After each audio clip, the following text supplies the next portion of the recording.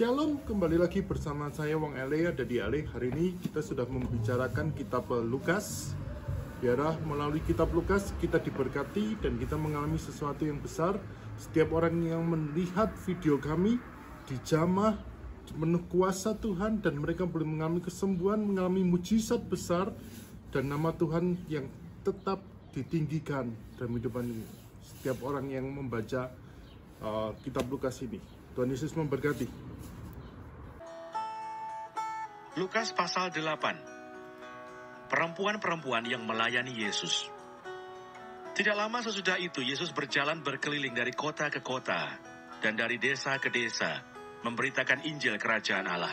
Ke-12 muridnya bersama-sama dengan dia, dan juga beberapa orang perempuan yang telah disembuhkan dari roh-roh jahat atau berbagai penyakit, yaitu Maria yang disebut Magdalena, yang telah dibebaskan dari 7 roh jahat, Yohanes istri Kusa, bendahara Herodes, Susana, dan banyak perempuan lain.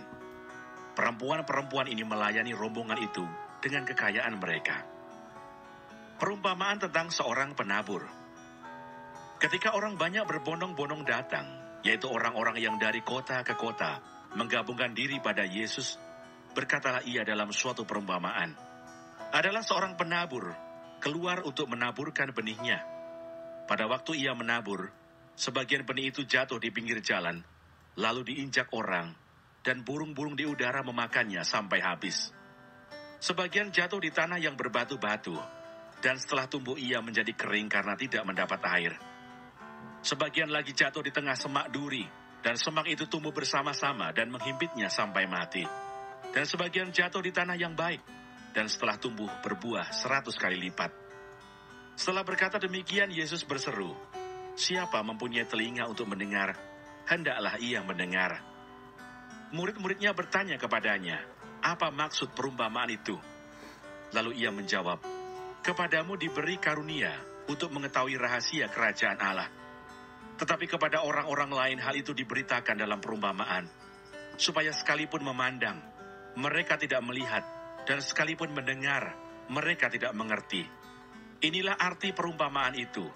Benih itu ialah firman Allah, yang jatuh di pinggir jalan itu ialah orang yang telah mendengarnya. Kemudian datanglah iblis, lalu mengambil firman itu dari dalam hati mereka, supaya mereka jangan percaya dan diselamatkan. Yang jatuh di tanah yang berbatu-batu itu ialah orang, yang setelah mendengar firman itu, menerimanya dengan gembira. Tetapi mereka itu tidak berakar, mereka percaya sebentar saja, dan dalam masa pencobaan mereka murtad. Yang jatuh dalam semak duri ialah orang yang telah mendengar firman itu, dan dalam pertumbuhan selanjutnya mereka terhimpit oleh kekhawatiran dan kekayaan dan kenikmatan hidup, sehingga mereka tidak menghasilkan buah yang matang. Yang jatuh di tanah yang baik itu ialah orang yang setelah mendengar firman itu menyimpannya dalam hati yang baik dan mengeluarkan buah dalam ketekunan. Perumpamaan tentang pelita.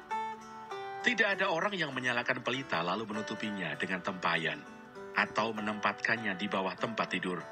Tetapi ia menempatkannya di atas kaki dian, supaya semua orang yang masuk ke dalam rumah dapat melihat cahayanya. Sebab tidak ada sesuatu yang tersembunyi yang tidak akan dinyatakan, dan tidak ada sesuatu yang rahasia yang tidak akan diketahui dan diumumkan. Karena itu perhatikanlah cara kamu mendengar. Karena siapa yang mempunyai, kepadanya akan diberi. Tetapi siapa yang tidak mempunyai, daripadanya akan diambil juga apa yang ia anggap ada padanya. Yesus dan sanak saudaranya. Ibu dan saudara-saudara Yesus datang kepadanya, tetapi mereka tidak dapat mencapai dia karena orang banyak. Orang memberitahukan kepadanya, "Ibumu dan saudara-saudaramu ada di luar dan ingin bertemu dengan engkau."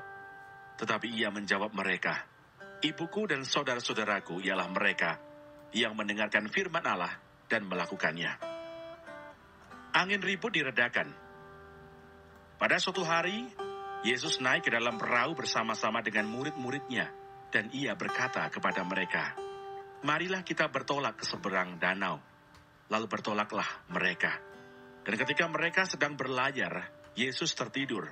Sekonyong-konyong turunlah taufan ke danau, sehingga perahu itu kemasukan air, dan mereka berada dalam bahaya.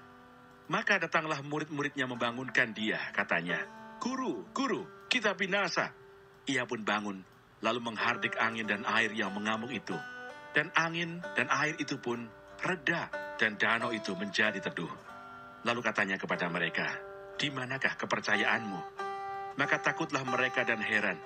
Lalu berkata seorang kepada yang lain, "Siapa gerangan orang ini?" Sehingga ia memberi perintah kepada angin dan air, dan mereka taat kepadanya. Yesus mengusir roh jahat dari orang Gerasa. Lalu mendaratlah Yesus dan murid-muridnya di tanah orang Gerasa yang terletak di seberang Galilea. Setelah Yesus naik ke darat, datanglah seorang laki-laki dari kota itu menemui dia. Orang itu dirasuki oleh setan-setan, dan sudah lama ia tidak berpakaian, dan tidak tinggal dalam rumah, tetapi dalam pekuburan. Ketika ia melihat Yesus, ia berteriak, lalu tersungkur di hadapannya, dan berkata dengan suara keras, "Apa urusanmu dengan aku, hai Yesus, Anak Allah yang Maha Tinggi? Aku memohon kepadamu, supaya engkau jangan menyiksa aku." Ia berkata demikian sebab Yesus memerintahkan roh jahat itu keluar dari orang itu. Karena sering roh itu menyeret-nyeret dia, maka untuk menjaganya, ia dirantai dan dibelenggu. Tetapi ia memutuskan segala pengikat itu, dan ia dihalau oleh setan itu ke tempat-tempat yang sunyi. Dan Yesus bertanya kepadanya, "Siapakah namamu?" Jawabnya, "Legion," karena ia kerasukan banyak setan. Lalu setan-setan itu memohon kepada Yesus, supaya ia jangan memerintahkan mereka masuk ke dalam jurang maut. Adalah di sana, sejumlah besar babi sedang mencari makan di lereng gunung. Lalu setan-setan itu meminta kepada Yesus, supaya ia memperkenankan mereka memasuki babi-babi itu. Yesus mengabulkan permintaan mereka. Lalu keluarlah setan-setan itu dari orang itu, dan memasuki babi-babi itu. Kawanan babi itu terjun dari tepi jurang ke dalam danau, lalu mati lemas. Setelah penjaga-penjaga babi itu melihat apa yang telah terjadi, mereka lari, lalu menceritakan hal itu di kota dan di kampung-kampung sekitarnya. Dan keluarlah orang-orang untuk melihat apa yang telah terjadi. Mereka datang kepada Yesus, dan mereka menjumpai orang yang telah ditinggalkan setan-setan itu, duduk di kaki Yesus. Ia telah berpakaian dan sudah waras, maka takutlah mereka. Orang-orang yang telah melihat sendiri hal itu memberitahukan kepada mereka bagaimana orang yang dirasuk setan itu telah diselamatkan. Lalu seluruh penduduk daerah Gerasa meminta kepada Yesus supaya ia meninggalkan mereka, sebab mereka sangat ketakutan. Maka naiklah ia ke dalam perahu, lalu berlayar kembali. Dan orang yang telah ditinggalkan setan-setan itu meminta supaya ia diperkenankan menyertainya. Tetapi Yesus menyuruh dia pergi, katanya, "Pulanglah ke rumahmu, dan ceritakanlah segala sesuatu yang telah diperbuat Allah atasmu." Orang itu pun pergi mengelilingi seluruh kota, dan memberitahukan segala apa yang telah diperbuat Yesus atas dirinya. Yesus membangkitkan anak Yairus, dan menyembuhkan seorang perempuan yang sakit pendarahan. Ketika Yesus kembali, orang banyak menyambut dia, sebab mereka semua menanti-nantikan dia. Maka datanglah seorang yang bernama Yairus. Ia adalah kepala rumah ibadat. Sambil tersungkur di depan kaki Yesus, ia memohon kepadanya supaya Yesus datang ke rumahnya. Karena anaknya perempuan yang satu-satunya, yang berumur kira-kira 12 tahun, hampir mati. Dalam perjalanan ke situ, Yesus didesak-desak orang banyak. Adalah seorang perempuan yang sudah 12 tahun menderita pendarahan, dan yang tidak berhasil disembuhkan oleh siapapun. Ia maju mendekati Yesus dari belakang dan menjamah jumbai jubahnya. Dan seketika itu juga berhentilah pendarahannya.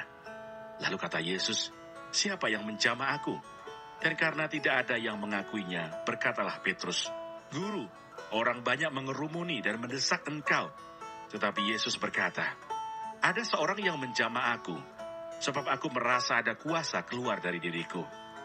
Ketika perempuan itu melihat bahwa perbuatannya itu ketahuan, ia datang dengan gemetar, tersungkur di depannya, dan menceritakan kepada orang banyak apa sebabnya ia menjamah dia, dan bahwa ia seketika itu juga menjadi sembuh.